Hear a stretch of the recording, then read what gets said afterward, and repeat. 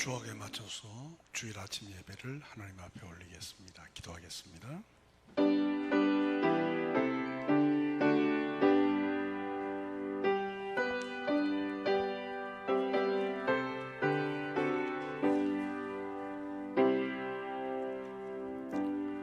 장로님 기도하십니다.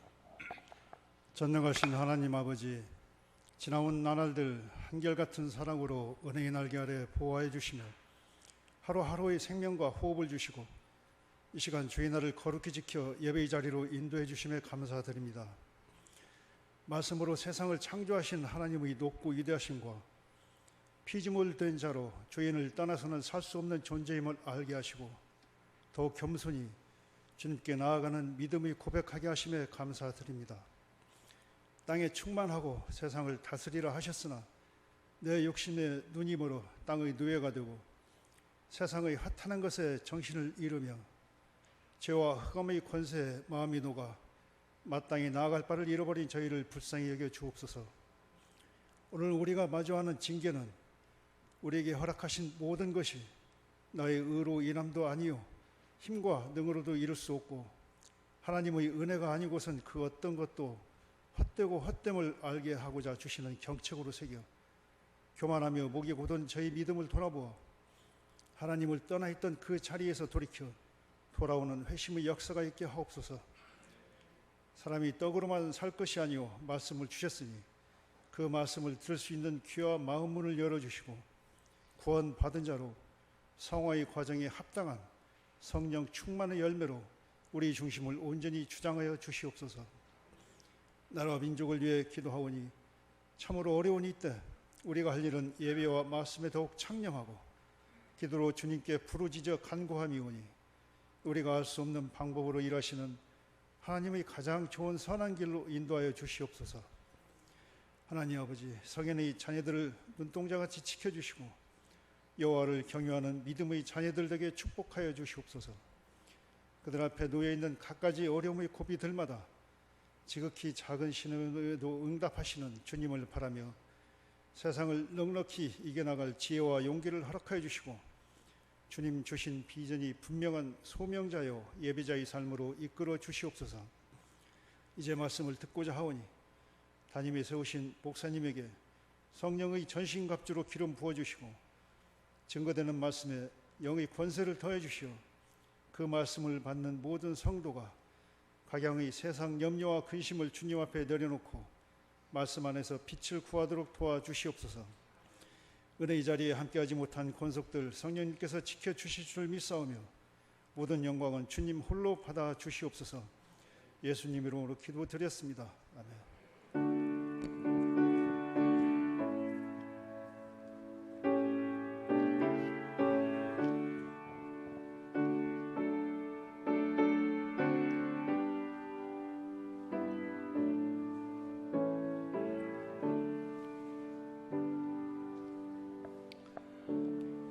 성경 봉독 있습니다.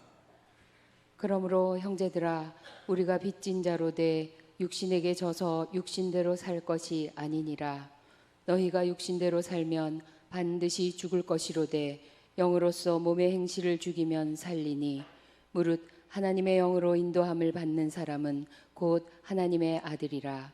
너희가 다시 무서워하는 종의 영을 받지 아니하고 양자의 영을 받았으므로 우리가 아바 아버지라고 부르짖느니라.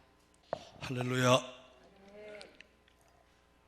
그동안 우리는 여호수아를 통해서 길갈 이전과 길갈 이후를 생각했습니다. 오늘부터는 한 10여 주에 걸쳐서 구원받은 이후에 우리는 어떤 길을 걸어야 하는가를 말씀으로 확인하고자 합니다. 구약에 나오는 인물 중에 사울 왕이 있고 다윗 왕이 있습니다. 사울 왕도 하나님 앞에 쓰임을 받았고 아울러서 다윗 왕도 하나님 앞에 쓰임을 받았습니다. 근데 사울 왕은 버림을 받았고 다윗 왕은 사실 다윗이 지은 죄는 사울보다 더 큰 죄를 지었어요. 그럼에도 불구하고 다윗은 하나님 앞에 회개와 인도를 받고 결국은 예수 그리스도의 족보에 들어가는 승리자의 길에 들어갔습니다. 구약 성경은 버림을 받았다는 것을 유기라 그럽니다. 유기는 하나님께서 한테 쓰다가 버림을 받든 아니면 영원히 버림을 받든 버림을 당하다는 거예요. 저는 그 신학대학을 김응조 총장님 밑에서 훈련을 받았습니다. 근데 그분은 늘 우리에게 하시는 말씀이 목사라도 언제든지 버림받을 수 있다. 주의해야 된다. 저는 그 말씀이 지금도 잊혀지지가 않습니다. 그러면서 어떤 말씀을 하냐면 한국 성도들은 홍해 근처에 있지 가나안을 갈 생각을 하지 않는다는 얘기를 했어요. 저는 거기서 제가 목회하는 전반에 걸쳐서 설교의 방향이 정해졌어요. 저는 어릴 때 부산 동강교회라는 데서 출석을 하고 모태신앙으로서 저는 성장을 했습니다. 지금 생각하니까 목사님의 모든 설교 내용이 홍해를 걷는 그 기쁨에만 초점이 가 있었던 것 같아요. 홍해를 걷는 목적에 대해서는 생각을 하지 않으셨던 것 같아요. 여러분, 홍해를 건너가는 것은 가나안을 가기 위한 시작에 불과한 거죠. 물론 그것도 구원, 그러면 홍해를 걷는 것도 구원이고 가나안에 들어가는 것도 구원이에요. 그러나 구원의 시작과 구원의 진행과 구원의 완성은 그다지 우리가 생각을 많이 안 했던 것 같아요. 그러면 만약에 사울이 하나님 앞에 컨택 받아서 쓰임 받았다, 그럼 구원받은 거예요? 아니잖아요. 그는 쓰임 받는 것처럼 보이지만 버림을 받았어요. 근데 다윗은 하나님의 견고한 구원의 기초 위에 다윗이 얼마나 많이 흔들렸습니까? 그럼에도 불구하고 다윗은 하나님 앞에 끝까지 승리한 것을 성경은 뭐라 하냐면 견인이라 그럽니다. 한번 따라합시다. 견인. 이끌어 가신다, 이끌어 주신다. 저 사람은 뭘 저러고도 예수 믿어. 근데 하나님께서 이끌어 가시거든요. 그래서 유기와 견인은 정말 우리 전 신앙생활에 있어서 점검해야 될 중요한 내용이다. 나는 하나님께 한때 쓰임받다가 버림받은 사람인가? 아니면 내가 다른 사람보다 잘난 거 하나도 없는데 왜 하나님께서 나를 인도해 가시는가? 이게 신학적 용어로 유기와 견인이라 그럽니다. 결국 우리가 진정으로 구원받은 사람이라면 그 구원은 취소될 수가 없습니다. 왜? 하나님이 인도해 가시니까. 믿습니까?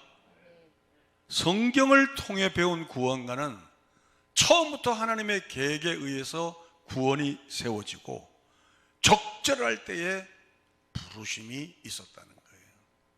이 부르심이란 것은 학교에서 선생님이 출석 확인하는 것처럼의 부르심이 아니라 구원밖에 있는 자들을 어떤 계기와 또 어떤 사람의 전도와 또 하여튼 어떤 과정을 통해서 구원 안으로 불러들이는 이 과정을, 죄송하지만 따라하겠습니다, 부르심이다.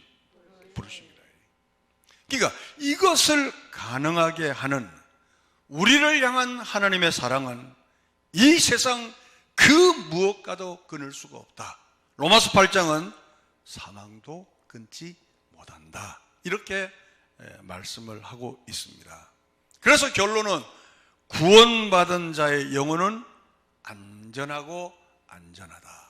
이 사실을 저와 여러분이 믿게 되기를 주님의 이름으로 축원합니다. 문제는 구원받은 자는 그 다음에 뭘 해야 되느냐는 거예요. 그러니까 홍해를 건너는 것이 너무 극적이잖아요. 한번 생각해 보십시오. 바다가 갈라지고 거기에 200만 명이 그 바다를 지나고 있어요. 그 200만 명이 지날 때 그 바닥은 성경에 보니까 담으로 이렇게 쌓여져 있다는 거예요. 그러니까 이스라엘 백성들이 얼마나 황홀했겠어요. 그러니까 이 놀라운 구원, 이 놀라운 은혜, 이 놀라운 충격하면서 이 사람들은 가나안을 가지라는 거예요. 우리 어릴 때 찬송 너 구원이 아니지 나 구원 받았네 너 구원 얼마나 많이 불렀어요. 구원. 그래서 내가 그랬어요. 그 다음에 10원은 없냐 그랬어요. 하도 구원만 타령하니까. 그러니까 한국교회 성도님들은 이 구원받으면 모든 게 끝난지 알아요. 여러분, 구원은 가나안을 가기 위한 시작에 불과한 거예요. 아멘. 하나님께서 내 영혼을 구원하셨다면, 하나님께서 내 영혼을 견인하신다면, 내가 아무리 농땡이를 쳐도 하나님은 나를 설득하든 설복하든 아니면 때려서든 아니면 기중기를 들어서라도 끄집어서 하나님은 나를 이끌어 가실 거라고. 근데 우리는 그런 거 생각하지 않잖아요. 교회만 다니면 11조만 내면 내가 언제 부흥회 때 언제 말씀에 난 구원받아서 이거로 모든 게 끝인 거예요. 그래서 여기서 단절되면 나오는 게 뭐냐면 기도의 외식이 나오죠. 왜? 갈 바를 모르니까. 그렇잖아요. 그 이상 더 잘할 게 없으면 결국 자기를 미화시키는 거예요. 금식에 외식이 들어오죠. 구제에 외식이 들어오죠. 왜? 방향성이 없으니까. 그러다가 결국 한국교회는 지금 이 상태에 있게 되는 거예요. 저는 한 10여 주 공부를 하면서 저도 성찰하고 여러분도 성찰하면서 다시 한번 옛 은혜를 회복하고 가야 할 방향성을 찾지 못하고 그저 막연히 주일 오전 예배 1시간으로 만족하는 우리의 신앙이 아니라 하나님의 나를 구원하신 그 목적에 의해서 걸어갈 수 있는 힘있고 바른 하나님의 사람들이 되시기를 주님의 이름으로 축원합니다. 먼저 우리가 구원받은 이후의 길을 걸어가기 위해서는 바울의 권면을 한번 생각하겠습니다. 첫째, 형제들아 우리가 빚진 자로다 하는 거예요. 이게 빚진 자의 의식이에요. 바울은 그가 열심히 죽도록 막 그냥 죽기까지 순종한 그 근거를 차고 들어가면 빚진 자의 의식이 있는 거예요. 오늘 본문을 한번 읽어볼까요? 8장 12절입니다. 그러므로 형제들아 우리가 빚진 자로 돼 육신에게 져서 육신대로 살 것이 아니니라.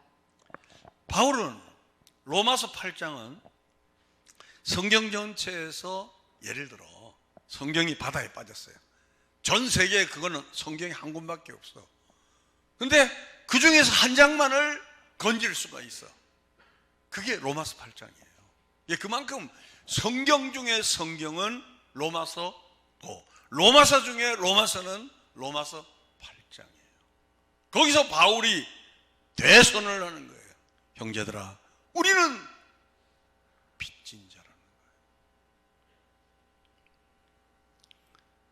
하나님의 구원받은 자들에게 구원 이후에 우리에게 요구하시는 게 뭐냐면 이제 구원받았으니 찬양하라, 구원받았으니 즐거워하라, 구원받았으니 찬양하라가 아니고 너희가 구원받았으니 하나님의 은혜와 그 긍휼을 잠시도 잊지 말라는 거예요. 그 은혜가 어떻게 왔는지, 그 긍휼이 어떻게 왔는지 이것을 너희들은 잊어서는 안 된다는 거예요.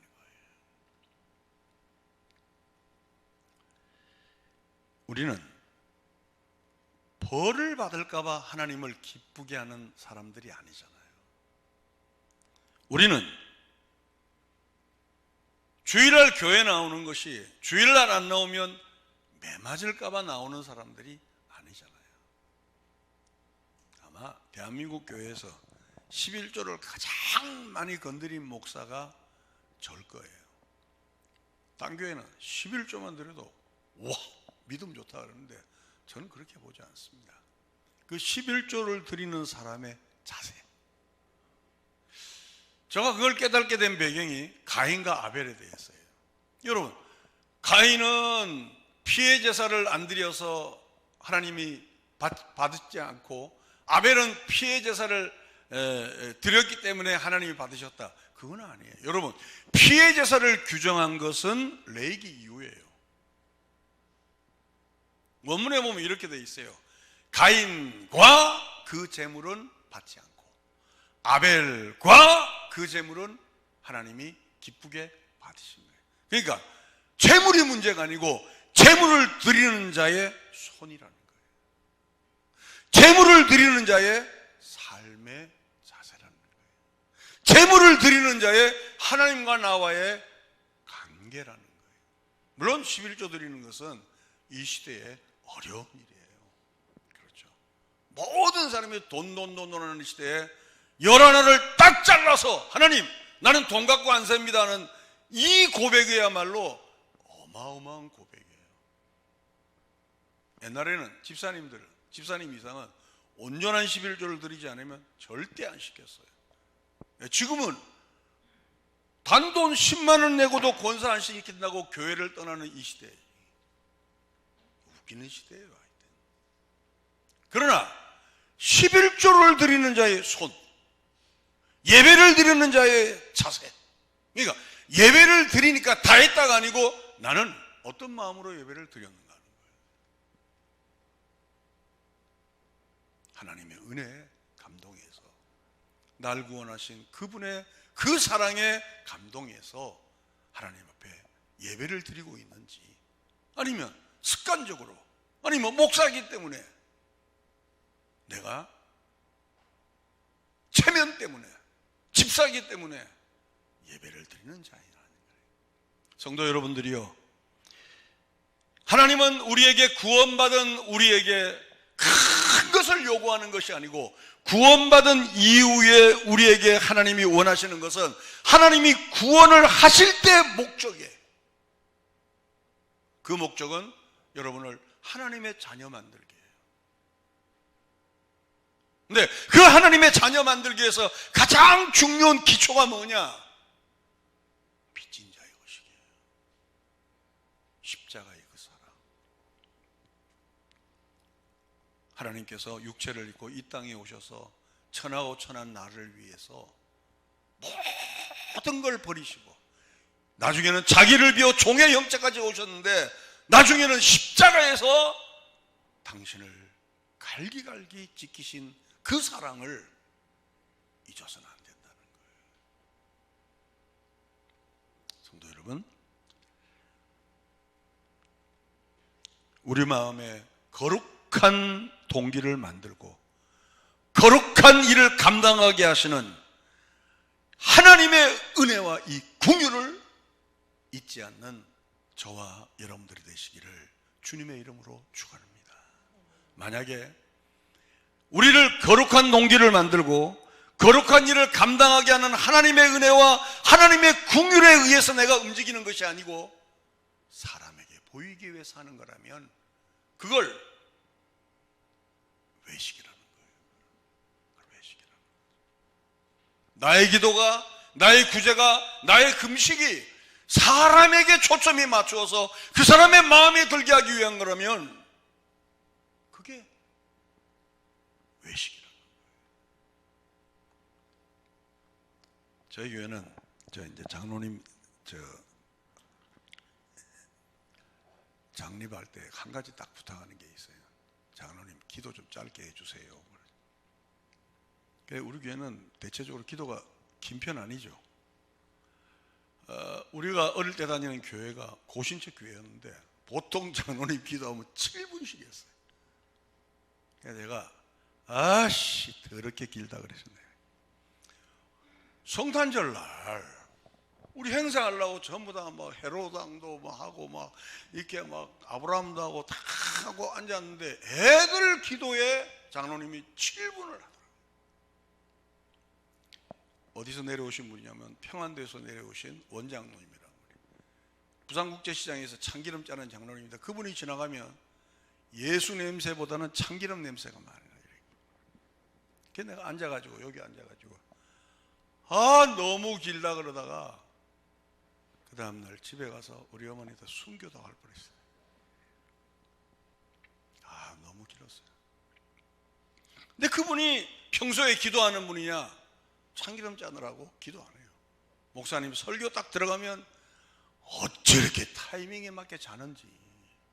왜? 기름 짜다가 힘드니까. 옛날 기름은 기계로 안 하고 이렇게 막 올라타고 낑낑낑 대고 기름을 짰어요. 기가 막히게 주무세요. 목사님 설교만 들어가면. 왜? 우리들이 딱 그랬어요. 엄마 또 잔다 그러면. 그 대표 기도만 하면 7분씩 하시는 거예요. 그때 제가 하나 깨달은 게 개인 기도는 10시간을 해도 아무 문제가 없어요. 근데 대표 기도는 짧을수록 은혜롭다는 거예요. 그것도 길게 하는 것도 외식이에요. 외식. 사실 우리 가운데서 그러한 내용들이 정말 많이 있습니다.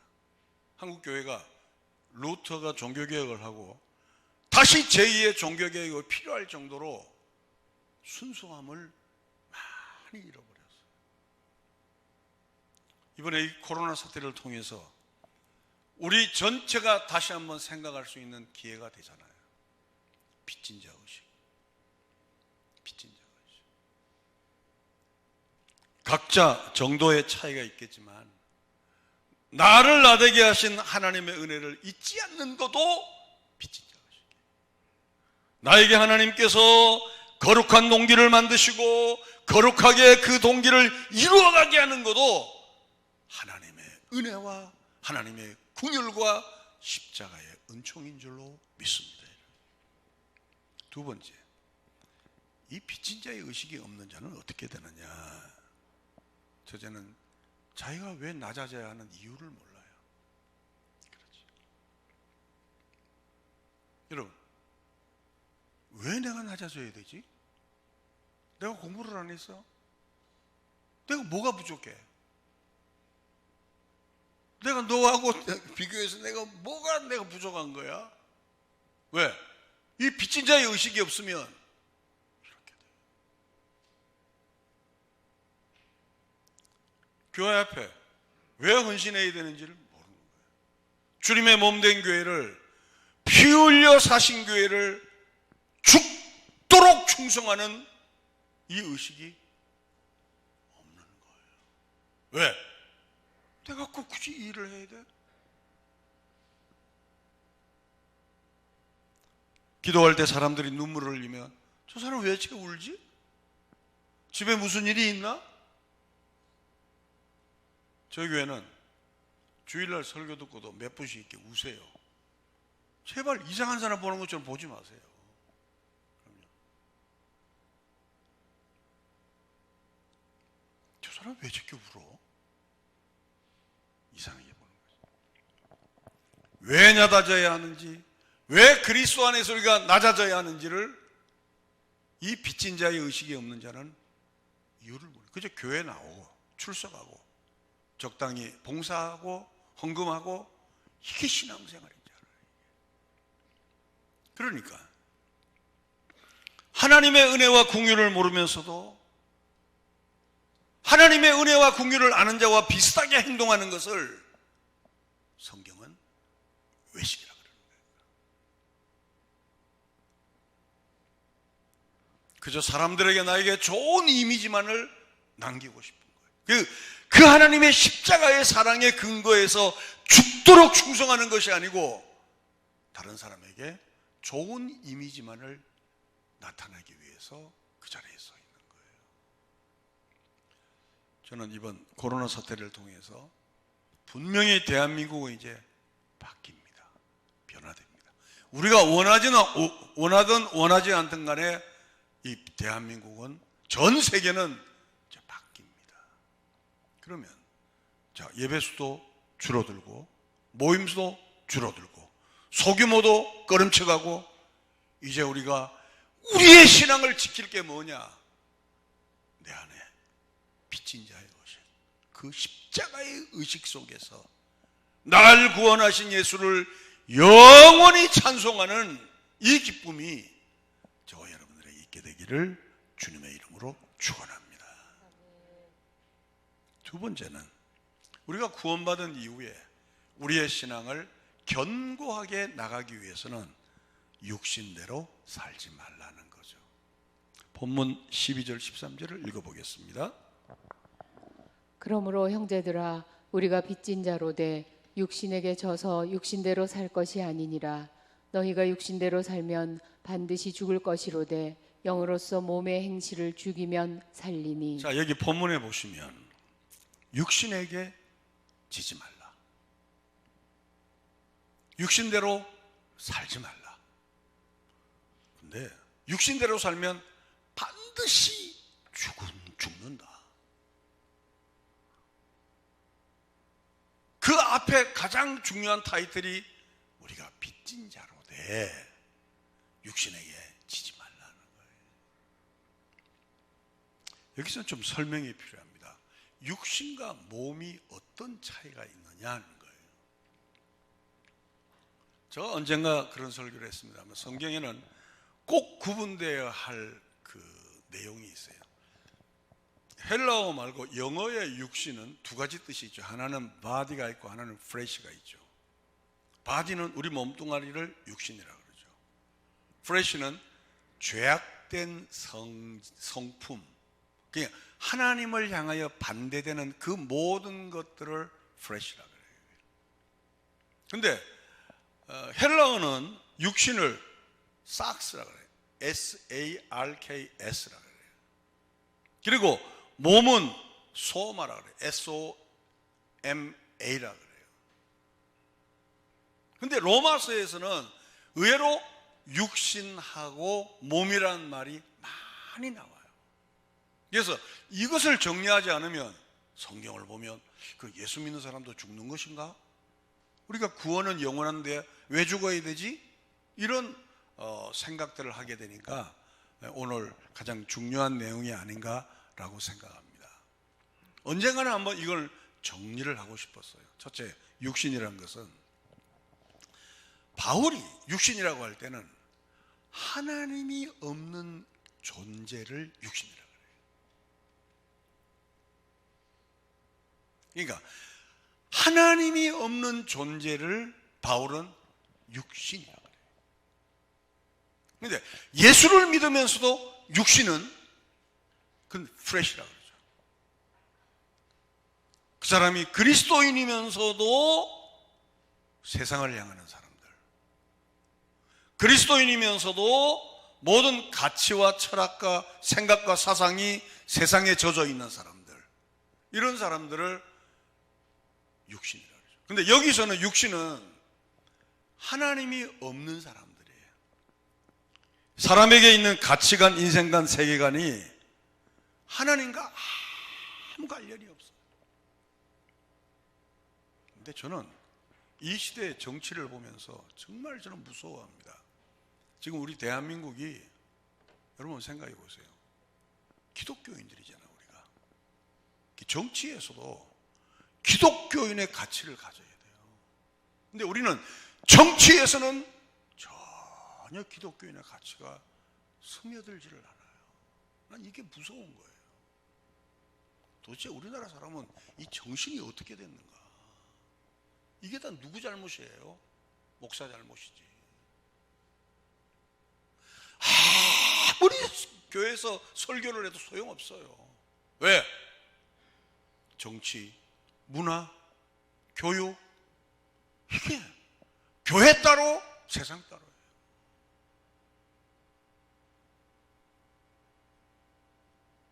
언젠가는 이 문제는 정리가 선과 악이 우리가 판단할 건 아니지만 그래도 우리가 인간 이 사회에서는 어느 경우라는 게 있어요. 경우. 근데 우리는 지금 이 대한민국은 전혀 그거하고는 관련이 없어요. 네 편이냐 내 편이냐. 무섭지 않아요? 6.25 전에 몽둥이들은 그들과 뭘 차이가 있어요? 인민재판이지. 저는 이런 설교할 때마다 무력감을 느껴요. 그러나 무력감을 느끼면서도 또 목사의 사명은 해야 되니까. 제가 한 7년 전에 이제는 모든 게 이제 정리할 나이가 되니까 고백해도 되겠죠. 내가 심각한 무력감을 받게 됐어요. 아, 설교는 소용없구나. 왜? 설교 따로? 우리의 생각 따로니까. 제가 여기서 일생을 바쳤잖아요. 허무감이 들어오는 거야. 허무감이.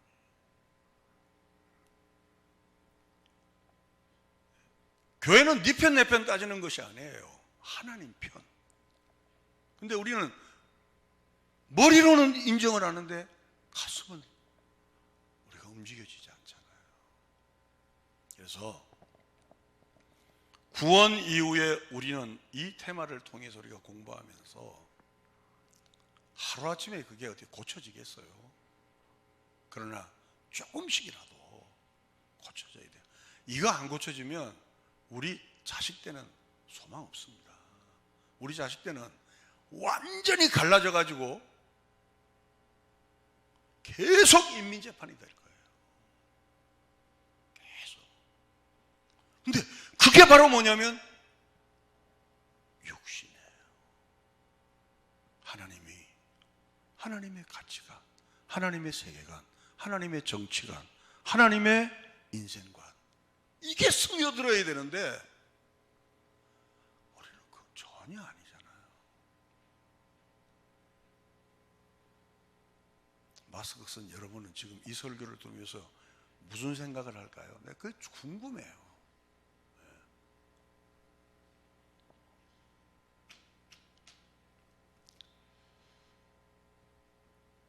어쨌든 그래도 설교는 해야 되니까 하겠습니다.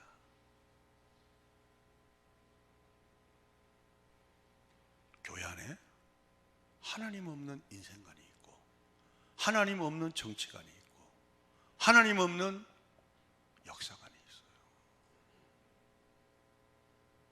그걸 뭐라느냐? 육신이라 그래요. 요한계시록에 보면 7교회 중에 4대 교회를 알죠. 그 4대 교회를 살았다 하나 죽은 교회라는 거예요. 성도 여러분, 우리는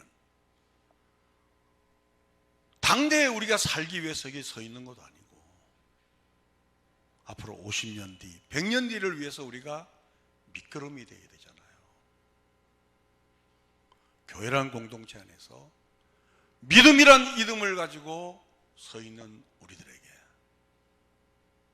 우리의 인생관이, 우리의 가치관이, 우리의 역사관이, 우리의 정체관이 네 편이냐 내 편이냐는 진영 논리가 아니라 하나님에 의해서 움직여지는 은혜가 있게 되기를 주님의 이름으로 축원합니다.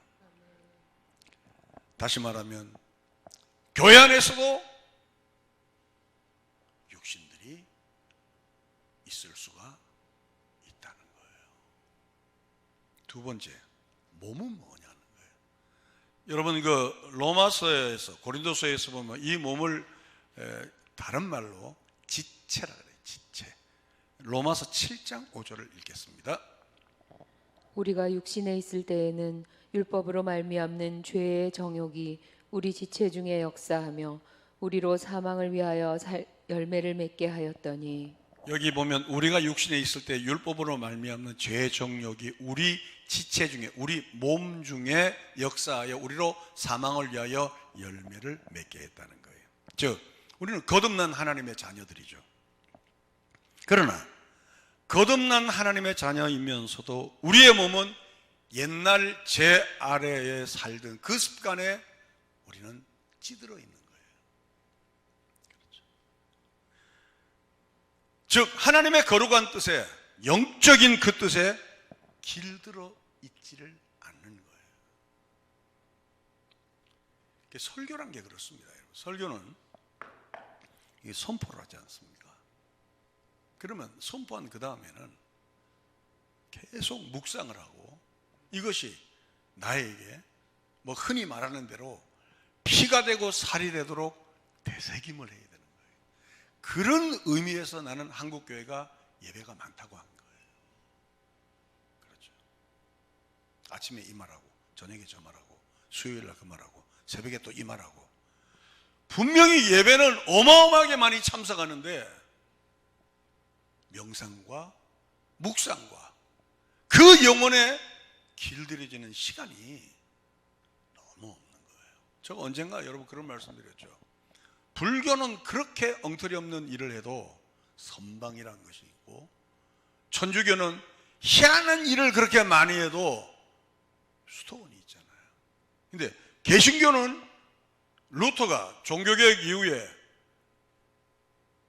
카톨릭이 하도 미우니까 수도원 제도를 없애버린 거예요. 그러니까 개신교는 가장 약한 게 뭐냐면 묵상이 없어요. 그러니까 경박한 거예요. 제가 여러분에게 죄송하지만 그런 말씀 많이 드렸잖아요. 제발 값싸게 놀지 말자. 왜? 그 얘기 다른 말로 하면 영적으로 길들여져야 한다는 거예요. 세상적 유익을 위해서는 잠자다가도 일어나 옷 입고 나갑니다. 뭐 아파트 당첨 같은 거 하면 그 전날부터 그냥 막 매트 깔고 하고, 골프를 친다 그러면 새벽 3시부터 막 일어납니다.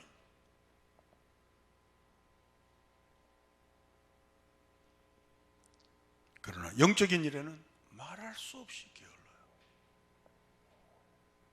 왜요? 길이 들지 않았어요. 자, 앞으로 교회는 비대면 사회를 맞아서 많이 모이는 횟수가 줄어들 거예요. 구원받은 여러분들이 이 이후에 우리의 신앙생활을 유지하기 위해서는 저는 여러분에게 간곡히 권면합니다. 개인적인 묵상 시간을 가져주십시오. 모세가 십계를 가지러 올라갈 때 이스라엘 백성은 금송아지를 놓고 아론과 함께 별짓을 다 했습니다. 하나님께서 화가 나가지고 내 이 백성을 다 생명책에서 쥐어버리겠다 했어요. 그리고 하나님의 영광, 즉 쉐키나를 걷어가 버렸어요. 모세는 아무 말도 하지 않고 진 밖으로 나가서 해막에서 하나님 영광을 돌려 주옵소서. 세계교회에서에 나타난 부흥의 역사는 집단적으로 일어나는 부흥의 역사보다는 한 사람의 기도였어요. 1904년도, 1905년도, 1907년도, 1900 평양 장대원 교회 부흥의 운동은 다 보면 면면이 한 사람의 기도로 시작을 했어요. 앞으로 한국교회는 시대의 흐름으로 많이 만나서 제자훈련하고 소규모하고 만나서 미팅하고 어려울 거예요. 그럼 어떻게 해야 되느냐? 영적으로 깨어야 됩니다. 여러분이 길들여져야 돼요. 그리고 천주교에 있는 명상을, 불교에 있는 선방 스타일의 명상을, 개신교도 목사의 말씀을 듣고 오늘 유튜브를 듣는 여러분들도 그냥 말씀 듣고 잊어버리는 것이 아니고 되새기고 빚진 자의 의식을 되새기고 되새기면서 저와 여러분들의 가슴이 뜨거워지는 은혜가 있게 되기를 주님의 이름으로 축원합니다. 믿음은 결국은 자기 가꿈이에요. 제가 언젠가 이런 예화를 들었죠. 미운 오리 새끼 얘기를 했잖아요. 하나님의 자녀로 자신을 가꾸는 것을 성화라 그럽니다. 길들여져야 돼요. 내가 오리 틈에 있어서 백조인지 몰랐을 때는 몰라도 이제 우리가 하나님의 자녀인 것을 확인했다면 백조같이 가꾸어 가야 돼요. 물론 백조같이 가꾸어 가면서 인간적인 실수, 인간적인 연약이 나올 수 있어요. 그때마다 십자가를 붙으십시오.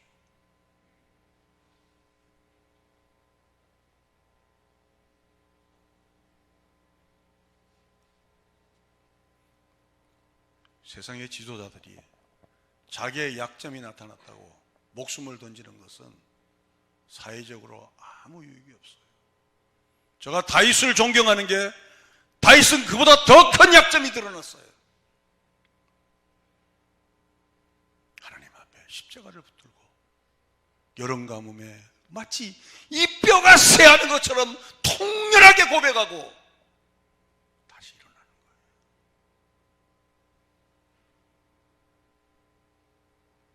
지도자는 목사든 정치인이든 누구든 실수가 할 수 있어요.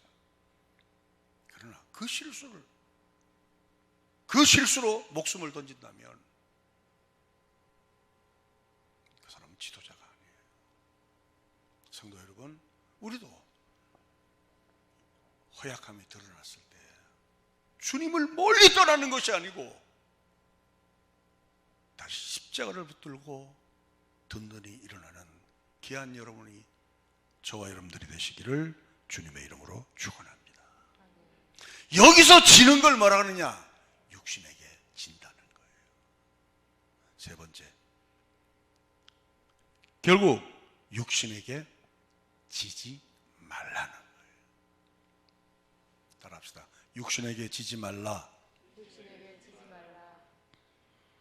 하나님을 중심에 두지 않거나 세상 가치관이나 세상 인생관이나 철학에 무릎을 꿇지 말라는 거예요.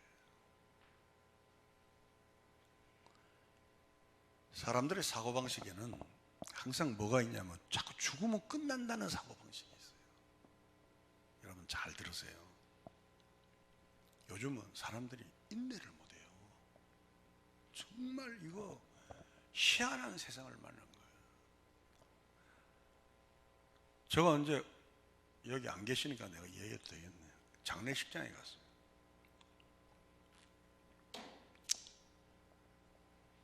예배를 드리고 앉아가 밥 먹고 있는데 뭐라냐고. 아이 죽으면 모든 게 끝나죠 뭐 그러더라고. 야, 내가 저 사람을 통해서 내가 설교를 했나 싶더라고. 세상 사람들은 죽으면 다 끝나는 줄 알아요.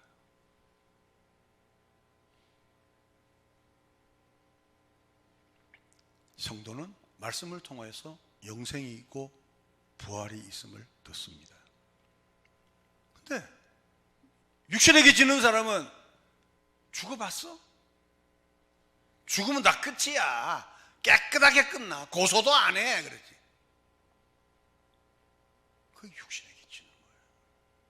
여러분 성경에 육신에게 지는 내용이 많습니다. 육신적인 사고방식이 내 안에 점점점 확장해 들어오면 교회에서 믿음의 말을 안 합니다. 그래서 내가 교회에서는 집 자랑하지 말고 돈 자랑하지 말라는 게 이게 누룩처럼 번지거든요. 앉으면 기도와 말씀과 신앙의 대화를 해야 되는데 아파트가 어디가 어떻고 평수가 어디가 어떻고 이렇게 해버리면 교회는 이상한 방향으로 가버려요.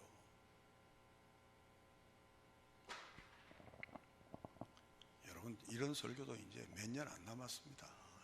근데 아마 저가 가고 나면 굉장히 이런 설교 듣고 싶을 거예요. 우리는 육신에게 지고 있을 수 있어요. 지금 우리들의 신은 돈입니다. 돈. 아니랄 수 있어요? 지금 우리들의 신은 돈입니다. 돈을 신으로 여기는 사람은 육신에게 지는 사람이에요. 오병이어 때도 주님께서 이 사람들을 먹이라 그랬죠. 그러니까 세상적인 딱 계산으로 한 200데나리온이 필요합니다. 200데나리온은 지금으로 말하면 장정 200인 1당이에요. 10만 원씩 하면 한 2억 정도 되겠죠. 맞나? 2억 맞습니까? 수학하는 김성근 장로님 어디 갔어? 10, 100만. 2천만 원이에요. 2천만 원. 이거 잘해야 돼. 이거 유튜브로 나가니까. 딴 거는 뭐 거짓말해도 없어지는데 유튜브로 나가는 건 안 되잖아. 맞습니까? 2천만 원 맞아요? 김태섭 얘기해봐. 맞아요? 그래 공동 책임을 지는 거예요. 그러니까 이 사람들 먹이려면 2천만 원 있어야 돼요. 여러분 그 당시에 그 사람들이 직업이 어부잖아요. 뭐 크레딧 카드가 있어요. 뭐가 있어요. 대한민국도 돈 좀 갖고 사는 기간이 불과 20, 30년밖에 안 됐어요. 그렇죠? 20, 30년 전에는 10,000원, 5,000원 빌리러 다녔어요. 그렇죠? 그러니까 200데나리온이 필요하다는 거예요. 그때 아이가 조그마한 거 갖고 왔죠. 그 육신에게 지는 사람이 뭐라 그랬어요? 이게 얼마나 되겠사옵나이까죠. 교회는 믿음을 이야기하는 데지 자기 생각을 이야기하는 데가 아니에요. 교회는 믿음을 표현하는 데지 자기 의사를 표현하는 데가 아니에요. 특별히 이렇게 일주일에 하루 나오면 팍 쳐져 있잖아요. 지금도 여러분의 모습을 보면 시금치 더운 물에 담가 놓은 것처럼 팍 퍼져 있는데 이런 사람들에게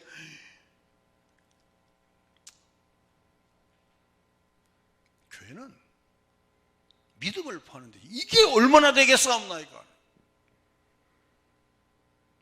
성형교회 성도 여러분, 믿음을 표하는 육신에게 지지 않는 하나님의 사람들이 되기를 주님의 이름으로 축원합니다. 엘리사의 사환이 아람 군대가 공격에 들어오니까 큰일 났다는 거예요. 그러니까 엘리사가 야 밖에 나가봐라. 뭐가 보이냐 이거. 아무것도 안 보입니다 하는 거야. 자세히 봐 하니까 구름 요만한 게 보인다는 거예요. 엘리사의 사원은 그걸 구름 조각으로 보는 거예요. 근데 엘리사의 믿음의 눈은 그 구름 안에 감춰진 어마어마한 하나님의 능력을 믿는 거예요. 어떻게 보면 목회는 뻥치는 겁니다. 뻥. 하나님의 믿음을 믿고 믿음을 주장하는 게 목회. 여러분 의기소침하지 마시고 뭐가 보이느냐? 구름 좀 그거 보지 말고 그 구름 뒤에 있는 어마어마한 하나님의 능력을 바라보는 은혜가 있게 되길 주님의 이름으로 축원합니다. 성경 안에 보면 육신적인 그 대화가 굉장히 많아요. 마르다가 나사로가 죽으니까 예수님 올 때를 기다리니까 예수님이 사흘 지나서 예수님이 오셨잖아요. 그러니까 마르다가 말하냐면 지금 와서 뭐 하려고 하니? 하는 얘기가 죽은 지 며칠이나 됐습니까? 3일이나 됐습니다. 그러니까 그 얘기는 뭐냐면 지금 와서 어떻게 하려고 그럽니까? 하는 거지. 근데 주님은 아무 말씀 안 하고 나사로야 일어나라.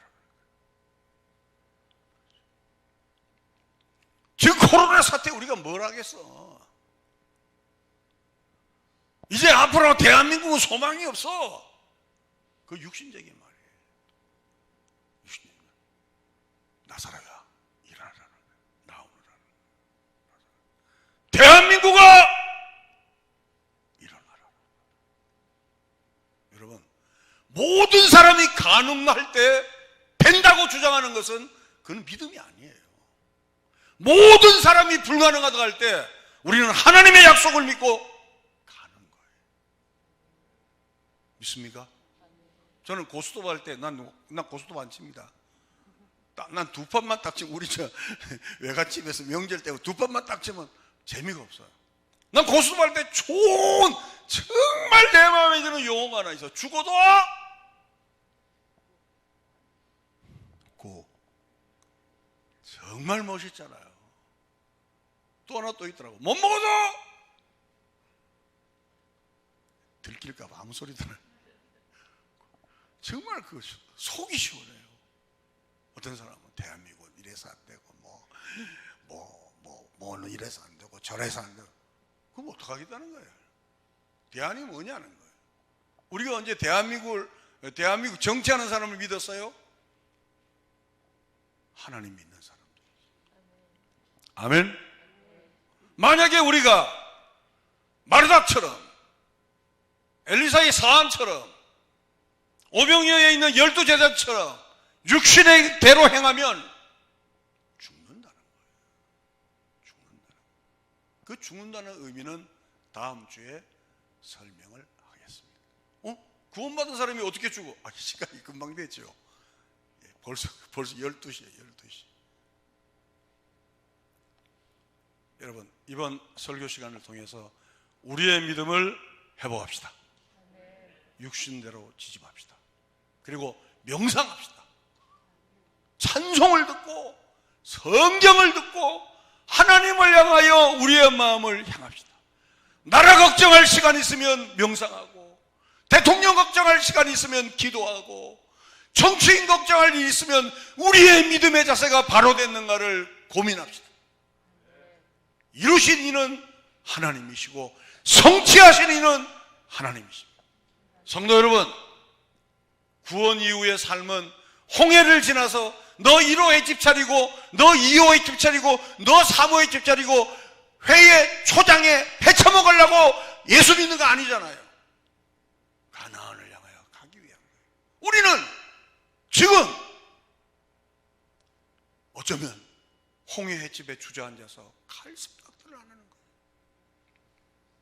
이번 설교 내용이 우리 함께 나아가는 계기가 되기를 주님의 이름으로 축원합니다. 그런 의미에서 피아노 오늘 좀 한번 두드리면서 한번 쳐봐요. 347장입니다. 한번 우리 힘차게, 그래, 한번 열심히 육신에게 지지 말아야지, 내가 빚진 자의 의식을 가지고 나아가는 이 찬양이 되었으면 좋겠습니다.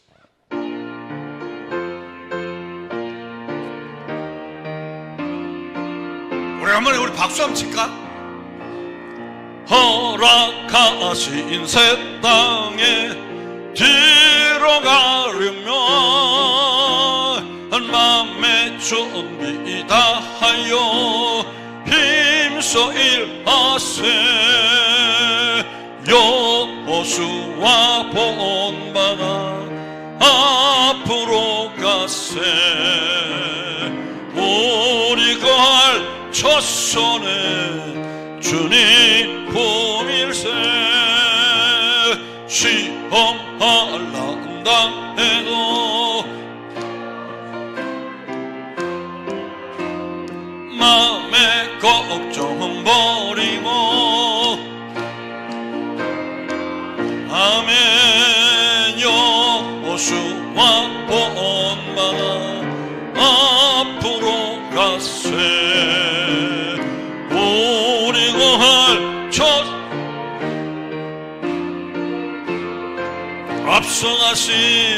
앞서가신 예수님,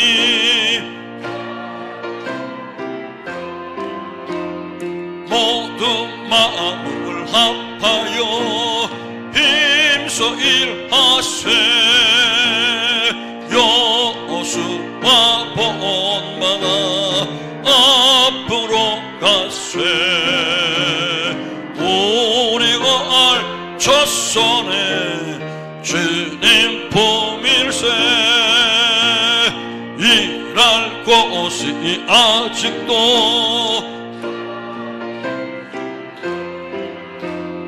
담대하게 나가서,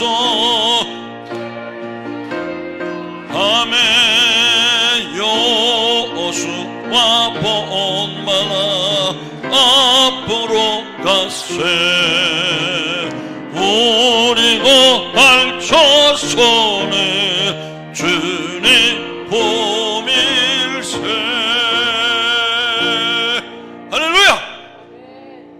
그렇습니다. 육신에게 지지 마십시오. 그 육신은 우리의 사고방식을 파고듭니다. 절대 그냥 쉽게 자리를 내어줘서는 안 됩니다. 다음 주는 육신대로 살면 죽는다 그랬는데, 죽는다는 의미가 뭐고 산다는 의미가 뭐냐를 다음 주에는 공부하도록 하겠습니다. 기도하겠습니다. 광야길을 지나 하나님의 극적인 은혜로 홍해를 지나고 그 은혜가 너무 귀하기에 그 사랑에 감동되어 거기서 주저앉아 가나안을 향하지 못한 우리에게 오늘 말씀을 통하여 바울의 고백처럼 빚진 자의 의식을 가지고서 하나님의 은혜와 공유를 입은 자임을 잠시도 잊지 않고 우리 마음에 거룩한 동기를 만드신 그 하나님, 거룩한 일을 감당하게 하시는 그 하나님의 그 은혜와 공유에 대해서 결코 쇠하지 않는 감사가 우리 안에 넘치게 하여 주시옵소서. 우리의 신앙이 육신에게 지지 않고 우리의 모든 호흡 하나까지 하나님 중심으로 살아갈 수 있도록 주여 우리에게 영적으로 길들여질 수 있도록 우리 삶을 축복하여 주옵소서.